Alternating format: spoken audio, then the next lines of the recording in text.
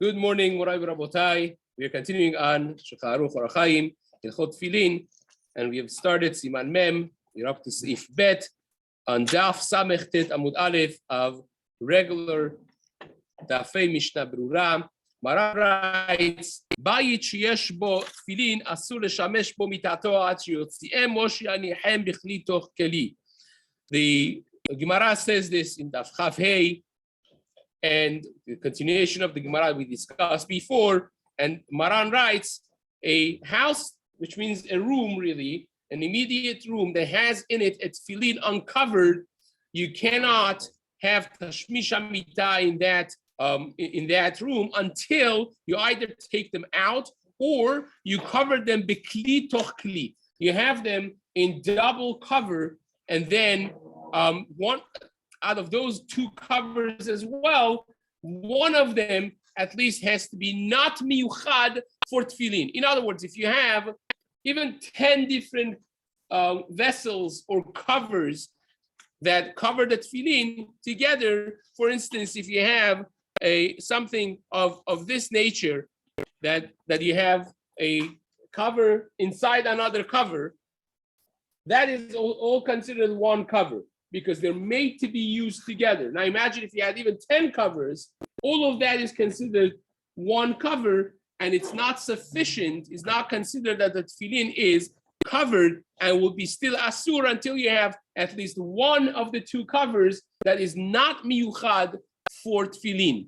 The same actually applies to mezuzah as well. So therefore, in a house that you have erva passing through the house, for instance, you have little kids that are running around always with diaper, and when they want to make their parents upset, they run without diaper, or sometimes you have to be carrying them with their dirty bottom without a diaper to go wash them, and you're passing through the hallway. You cannot have see-through covers of mezuzah that you could see the name of Shin Dalet and you. That's A. And B, you have to have the mezuzah actually covered, and the same goes with the mezuzah of the bedroom of a husband and wife, that if the mezuzah is inside the room, not outside, depending on where the hinges are and where the doorpost is, if the doorpost is in a way that the door closes outside the doorpost and the doorpost is inside, so then you would have actually the same question over there, that the mezuzah has to be covered, a double cover, one of them not miyuchad for mezuzah, and also they cannot both be see-through. So there are two things going on over here. A, that they cannot be seen by arva. A kitvei kodesh cannot be exposed in front of erva.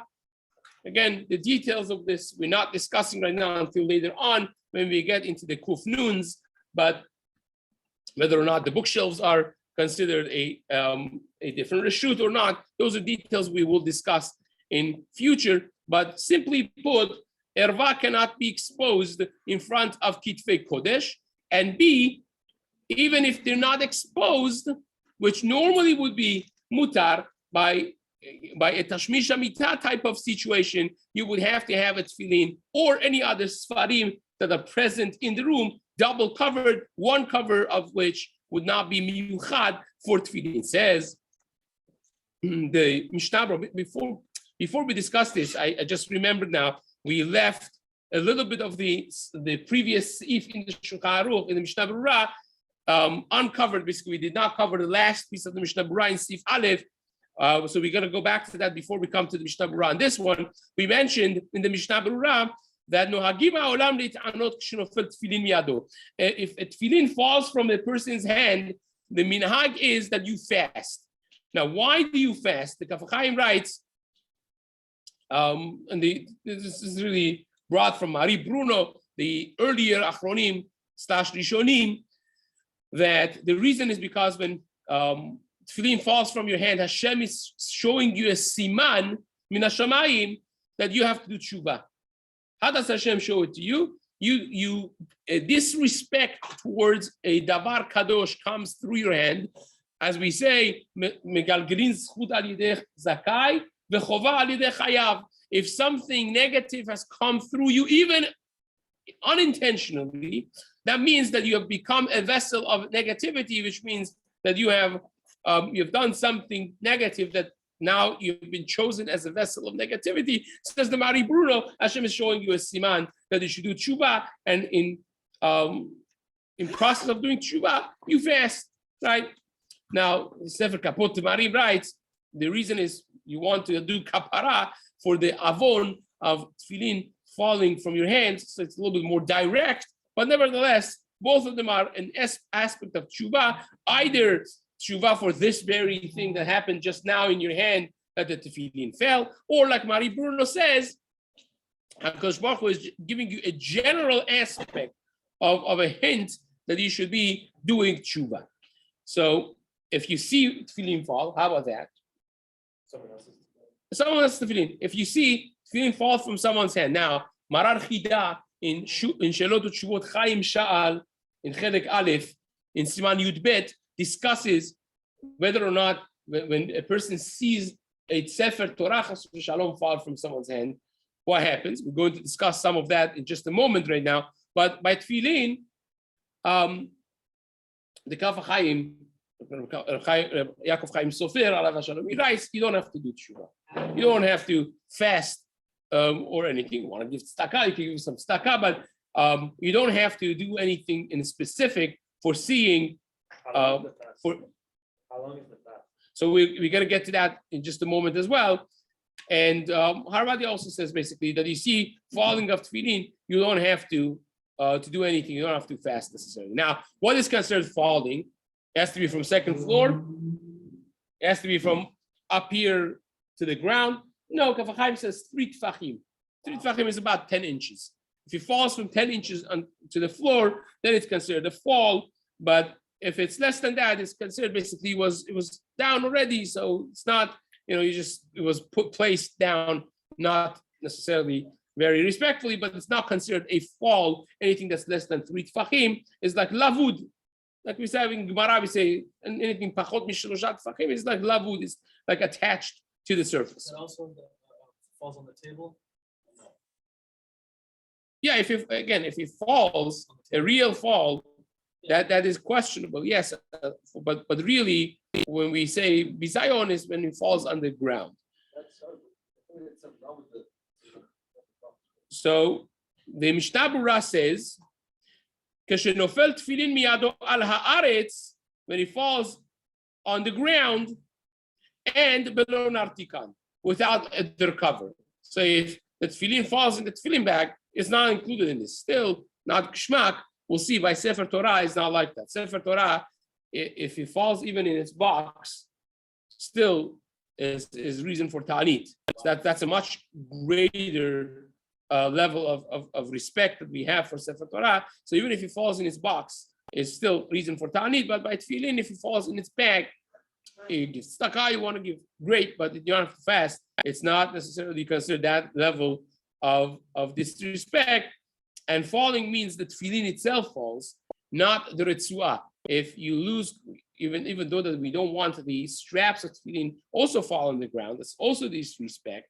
We mentioned yesterday that we don't want them even to be hanging off the table, and if it's not b'derech akrai, but nevertheless, when it comes to them falling on the ground, that's not called tefillin falling. You don't have to necessarily do anything in that case.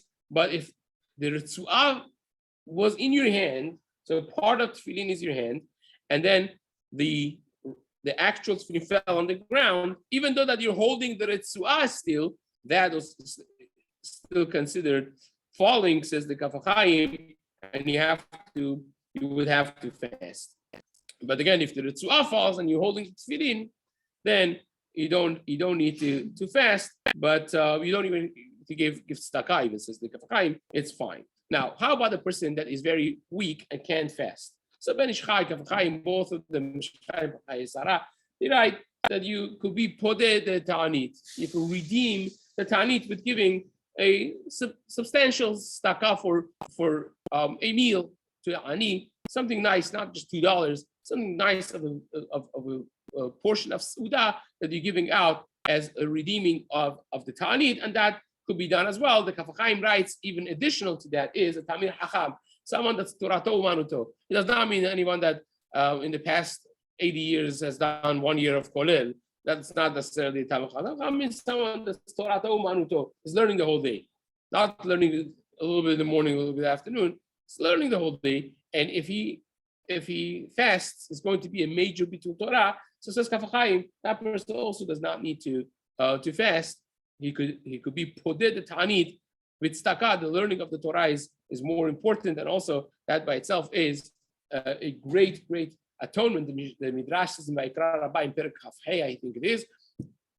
The Midrash says the learning of the Torah is the greatest atonement, and we mentioned from Mari Bruno that this is all for atonement, for kapara. Therefore, atonement of the Torah is not something you want to do bitul Torah because you want to fast.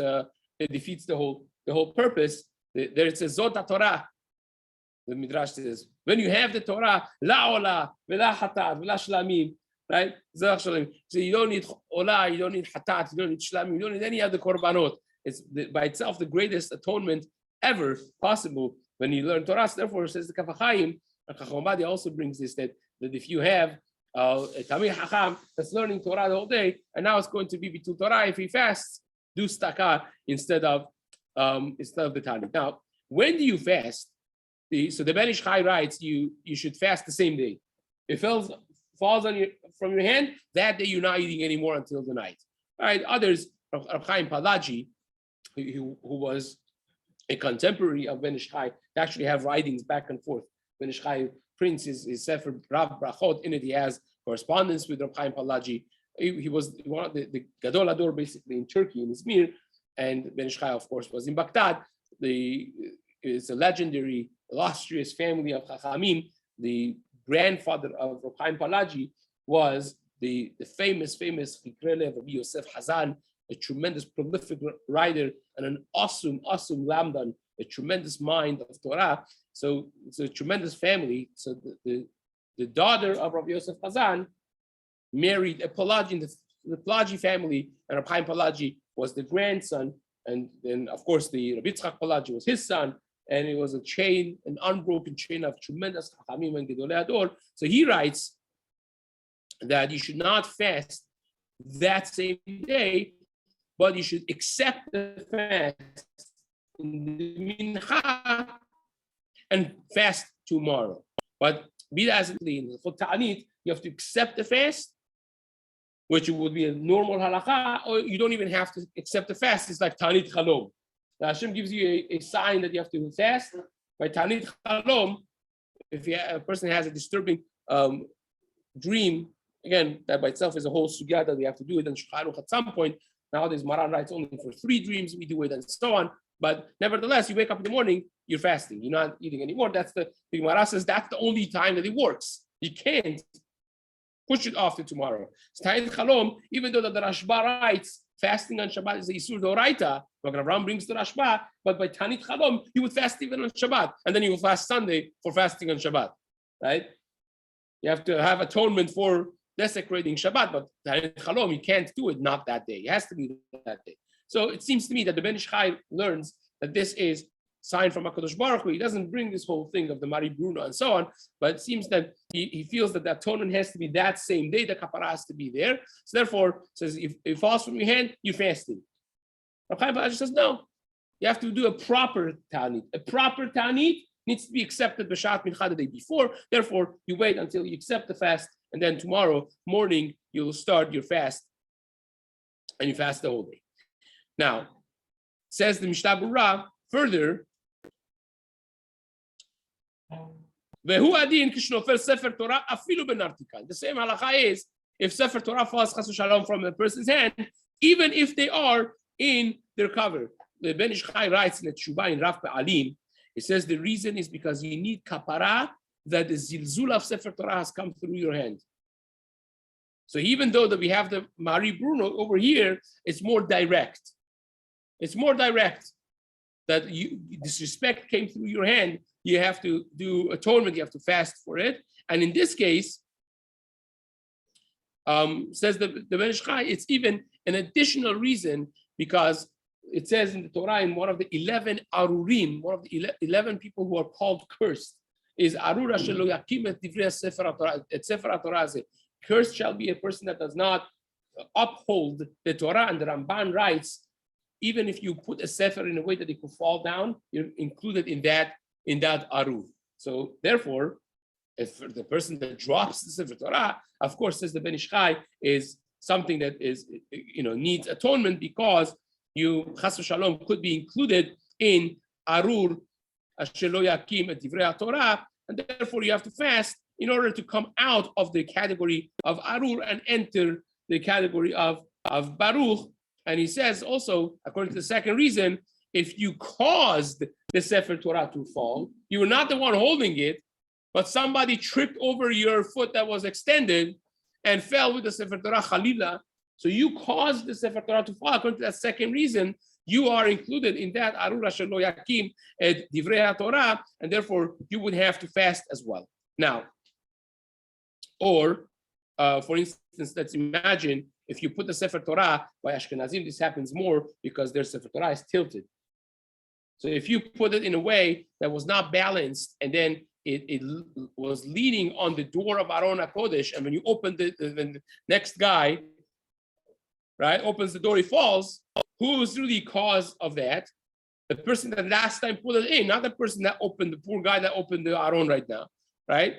So therefore, says the Ben Ish Chai, in that case, both of them have to be concerned about this as well, and perhaps they have to both fast. But Chacham Obadia writes that if you cause the falling, it's the grama is not really that severe. You don't have to necessarily fast, but you should give tzedakah, says Chacham Obadia. And what if he was handing it to the person, and they both, who's like at fault? If someone's handing it, depends. Sometimes one of them is at fault, sometimes both. Maybe both at fault because we don't know. It all depends on the case.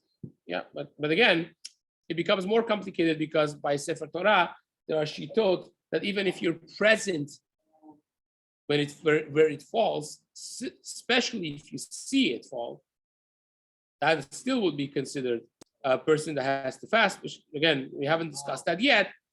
So if a Sefer Torah pasul falls from a person's hand, so imagine you're handling a pasul Sefer Torah, not a kosher Sefer Torah. Then what happens? So Maran Chida writes that even though that it's not, the pigam is not so bad because the Sefer Torah is pasul, but nevertheless, you should fast still because it's a Sefer Torah. Even though that's a Sefer Torah, it's pasul, it has the respect of a Sefer Torah, and therefore you have to be mindful, and perhaps you have to fast. Now this becomes a whole sugya for itself of what exactly is the kavod of a Sefer Torah pasul, and for Simchat Torah, for instance. Some of the shuls, Ashkenazim especially, have this minhag that they bring out the pasul Sefer Torahs for two reasons. A, because the touching and the people sweating the whole time, and that could damage the Sefer Torah, the kashrut of Sefer Torah, hand to hand, and everyone is wet, and it's right? Huh? It's covered, huh? Yeah, but again, even the Ashkenazi ones is not covered with a box necessarily, it's covered with cloth. So you can actually be touching the bottom of the thing. That's A. B, because when the Sefer Torah is going around, it's asur to sit. So imagine you have Simchat Torah for hours, and if you're an old man like me, so then you get tired at some point, you want to sit down. So can you sit or can you not sit? That becomes a whole question by itself, which again is one of the reasons behind that. But what is considered the kavod of a pasul Sefer Torah is nogea that question. If you could sit when the pasul Sefer Torah is going around, it's also nogea. It's relevant to our sugya as well. When a pasul Sefer Torah would fall. Now, if you are very weak and the Tanit is very difficult for you, or you're a Talmid Chacham that you can't be to Torah, we mentioned the Kaf Chaim says you don't have to do it. But over here, in the case of Sefer Torah, you don't have that kula. Says the Kaf Chaim, when a Sefer Torah falls from his hand, he has to fast, even if he's a Talmid Chacham, or even if he is a little bit weaker, the Tanit becomes harder for him. And the Ben Ish Chai also says pretty much the same thing. The only one that's willing to be mekel even by Sefer Torah is Chacham Obadia. Obadia says Talmid Chacham should be podeh Torah is the most important. That's what was one of the big things that Chacham Ovadia Alav Hashalom pushed very hard. That Talmidei Chachamim should not fast, should not do the atonement of Torah. The learning of the Torah is the most important thing we've got. Just do Ta'anit Dibur, give tzedakah, learn the whole day. That's what you should be doing, instead of fasting and going to sleep and knocking yourself out because you're not feeling well. If you're not a good faster, just learn the whole day and be podeh the Ta'anit. It says Chacham Ovadia, even in the case that the Torah would fall Chas v'Shalom from his hand. So if a person sees now a Sefer Torah falling, which we promised to come back to it, Harabadia says, Mikaradin, if you saw the falling of Sefer Torah, you don't necessarily need to fast. The minhag, however, in many places has become that the person fasts even if you witness the falling of Sefer Torah. Therefore, if you are very healthy and Tanit is easy, some people have no problem fasting. If you're one of those, okay, do it fast. But if you're chalash, if you're weak, if you are older, then you can rely on mikaradin. Or if someone is a teacher of Torah, you fast, you're not going to be teaching properly. That's stealing. Stealing money from your payment, or stealing from your job. Melechet HaKodesh, you're a teacher of Torah. This is better not to fast if you're the one that saw it and just redeem with stakam. And he writes, Chacham says that Anshe Bet Knesset, people in the Bet Knesset, that in that Bet Knesset the Sefer Torah fell, Shera'u benefilat Sefer Torah, that they saw Nachon shit asfu yom echad Bet Knesset. Proper thing would be they should gather in the Bet Knesset one day. V'yasu ta'anit dibur. They should do ta'anit dibur. V'yilmedu b'meshech kol hayom. Should make a day of yeshiva day. Yeshiva day. The whole community should get together, daven shaharit, amud yomi, nets, and then learn a long day amud yomi. Do chazara and the entire masechta to where you are. This is more important and more beneficial and effective than the ta'anit itself, and therefore that's what he suggests to do. Bezat Hashem will continue the next Seif that we started today. Will continue in the days to come. What if the Torah falls in the thing like Siman?